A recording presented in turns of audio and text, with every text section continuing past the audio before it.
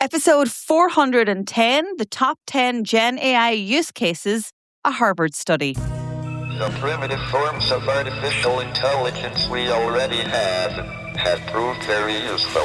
AI is a golden opportunity. How do we ensure that this technology is regulated? The long arc of technological history is now in an extraordinary new phase. The AI 6 podcast with Joanne Sweeney. How are people using generative artificial intelligence in 2026? In the third edition of the Harvard study, the authors found that people are adopting generative AI for an ever-widening range of uses, including what the authors are describing as thinkslop. Hello, and you're very welcome back to AI 6, the podcast that keeps you up to date with all things AI in just 6 minutes a day, Monday to Friday. And on Saturdays, we have the long listen. The top 10 generative AI use cases in 2026, according to the Harvard Business Review annual study, are at number 1, therapy and companionship. Number 2, learning and education. Number 3, writing assistance. Number 4, coding. Number 5, research. Number 6, autonomous agentic operations. Number 7, relationship advice. Number 8, work buddy. Number 9, creative projects. And number 10, health information. And my friends, that's all you need to know about AI becoming mainstream, because that categorization of the top 10 Gen AI uses tells you everything that you need to know. We are using AI for just about most things in our work life and in our personal life, and they have collided to make the top 10 use cases 2026. Experts say the 2026 Harvard data highlights a major behavioral transition from purely task-oriented or corporate productivity toward personal well-being and independent problem-solving.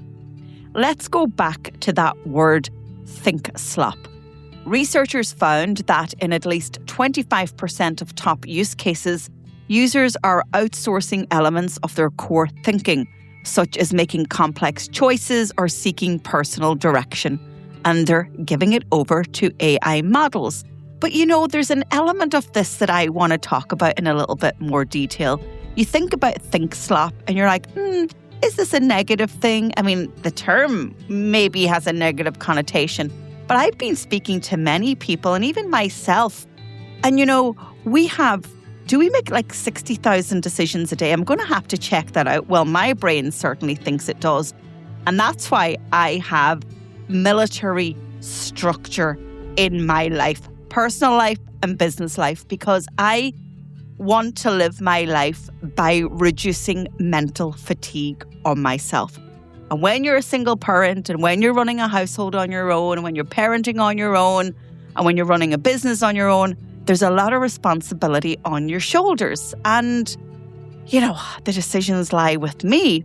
And honestly, when it comes to the evening of one of my children come to me, I'm like, kids, I'm all done with decision making today. Can we talk about this tomorrow? And so that mental overload and that mental baggage of all the things that we have to think about, I think that AI is doing some of that heavy lifting for us on the more less important decisions. What to cook for dinner, design my holiday itinerary. Will this wallpaper look nice on my wall?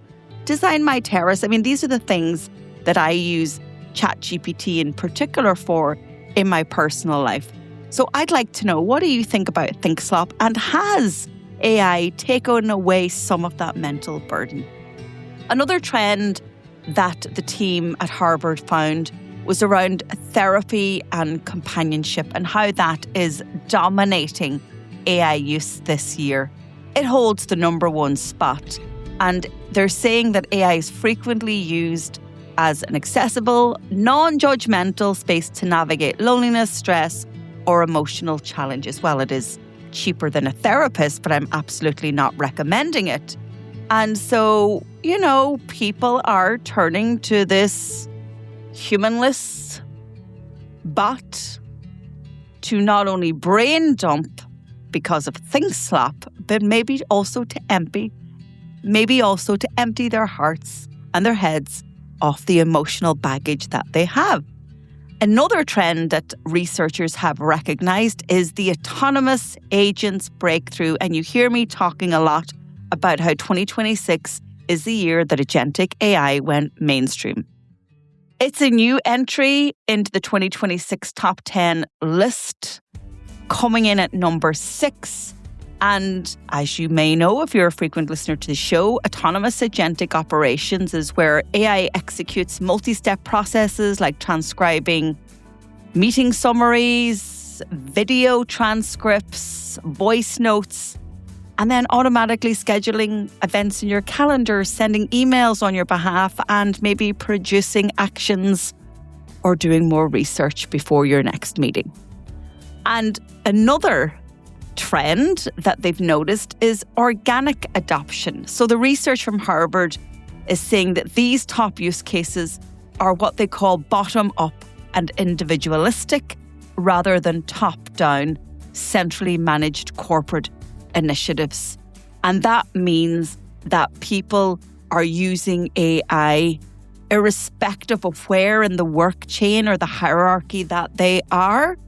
I talk a lot about how we have innovative, proactive workers who are creating agents at work and having the agents do their work. At the same time, there's no AI policy in an organization and leadership are laggers. So there's this kind of mix of professionals using AI in the workplace, but it's got to be a coordinated attack on AI for public good and for good of your business or organization.